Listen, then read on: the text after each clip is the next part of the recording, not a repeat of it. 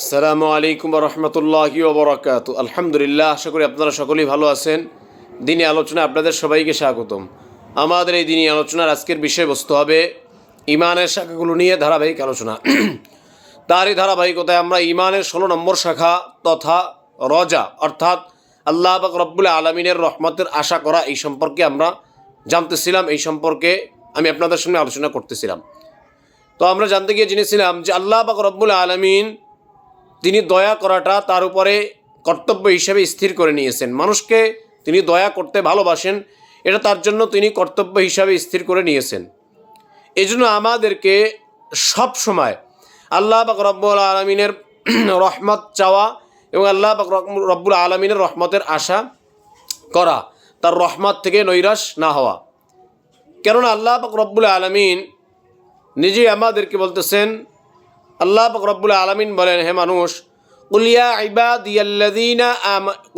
ইবাদিয়াল্লাযীনা আসরাফু আলা আনফুসিহিম লা তাকনাতু মির রাহমাতিল্লাহ ইন্নাল্লাহা ইয়াগফিরুয যুনুবা জামিআ ইন্নাহু হুয়াল গফুরুর রহিম।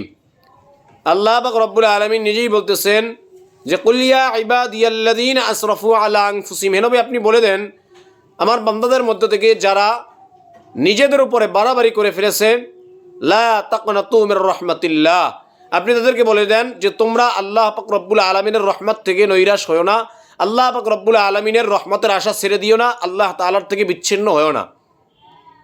কেন? ইন্নাল্লাহা ইয়াগফিরুয যুনুবা জামিআ, নিশ্চয় আল্লাহ পাক রব্বুল আলামিন তোমাদের সমস্ত গুনাহসমূহকে ক্ষমা করে দিবেন। ইন্নাহু হুয়াল গফুরুর রহিম, নিশ্চয় আল্লাহ পাক রব্বুল আলামিন অতি দয়ালু, অতি ক্ষমাশীল। সুবহানাল্লাহ।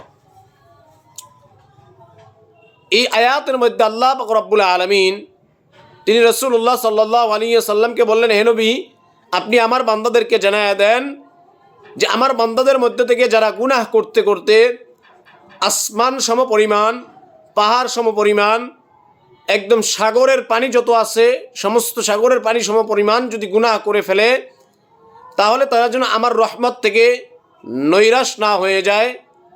তারা যদি এই গুনাহ করার পরেও জাহান্নামের ভয়ে চোখের পানি ফেলে আমি আল্লাহ তাআলার কাছে যদি তওবা করে, আমি আল্লাহ তাআলার কাছে যদি মাফ চায়, তো আমি আল্লাহ পাক রব্বুল আলামিনের দয়া, আমি আল্লাহ পাক রব্বুল আলামিনের ক্ষমা এত বড় যে আমি আল্লাহ পাক রব্বুল আলামিন তাকে ক্ষমা না করে আমার পক্ষে থাকা সম্ভব না। সুবহানাল্লাহ। আমি আল্লাহ তাকে ক্ষমা করে দিব, তার সমস্ত গুনাহসমূহকে ক্ষমা করে দিব, কারণ আমি আল্লাহ ক্ষমা করাটাকেই ভালোবাসি। আমার রহমতের চাদর দিয়ে আমি আল্লাহ তাকে ঢেকে নিব, তারা যেন আমি আল্লাহর রহমত থেকে নৈরাশ না হয়ে যায়, এই কথাটা আপনি তাদেরকে জানায়া দেন। তো চিন্তা করেন আমার আল্লাহ কত বড় রহমতওয়ালা, আমার আল্লাহ কত বড় দয়াবান। এ আল্লাহ পাক রব্বুল আলামিন কত বড় দয়াবান যে একদা মূসা আলাইহিস সালাতু ওয়াস সালাম, হযরত মূসা আলাইহিস সালাতু ওয়াস সালাম আল্লাহ পাক রব্বুল আলামিনের কাছে কিছু মানুষ নিয়ে, তার উম্মতদেরকে নিয়ে বৃষ্টির জন্য দোয়া করতেছিলেন।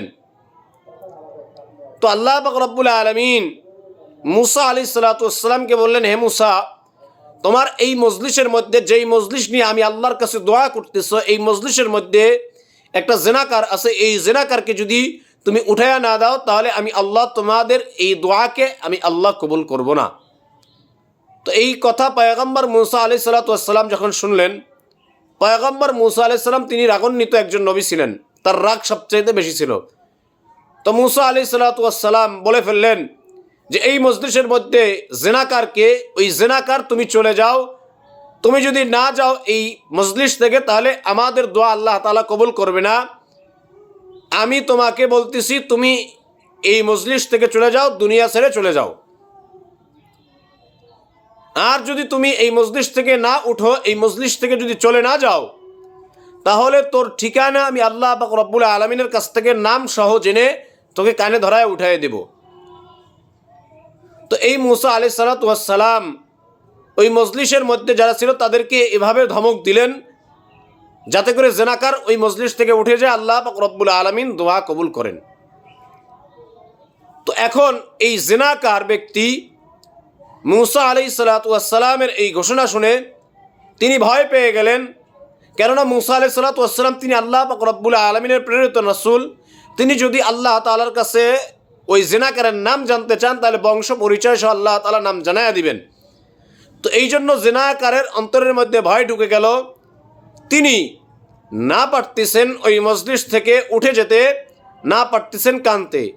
যদি উনি কেঁদে ফেলেন তাহলেও মানুষ বুঝবে যে ইনি জিনাকার, আর যদি উঠে চলে যান তাহলেও বুঝবে ইনি জিনাকার।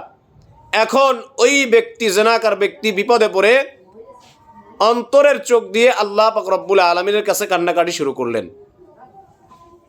আল্লাহ পাক রব্বুল আলামিনের কাছে নিরুপায় হয়ে আল্লাহ তাআলার রহমতের আশা করলেন, আল্লাহ পাক রব্বুল আলামিনের কাছে কান্নাকাটি শুরু করলেন। এই শুরু করার পরে এই দিল থেকে, অন্তর থেকে আল্লাহ তাআলার কাছে তওবা করার পরে কি ঘটনা ঘটলো, আল্লাহ যদি তৌফিক দান করেন ইনশাআল্লাহ আগামী পর্বে সেই বিষয়ে বিস্তারিত আলোচনা করব। এজন্য আমাদেরকে সব ক্ষেত্রে সব সময় দয়াবান আল্লাহ, দয়াবান মাওলার উপরে আস্থা রাখা, তার রহমত থেকে নৈরাশ না হওয়া, তার রহমতের আশা সবসময় অন্তরে লালন করা। আল্লাহ পাক রব্বুল আলামিন আমাদের সবাইকে তার রহমতের আশা রেখে ইমানের এই শাখাটিকে পরিপূর্ণ করার তৌফিক দান করুক, আমিন। আসসালামু আলাইকুম ওয়া রাহমাতুল্লাহি ওয়া বারাকাতুহু।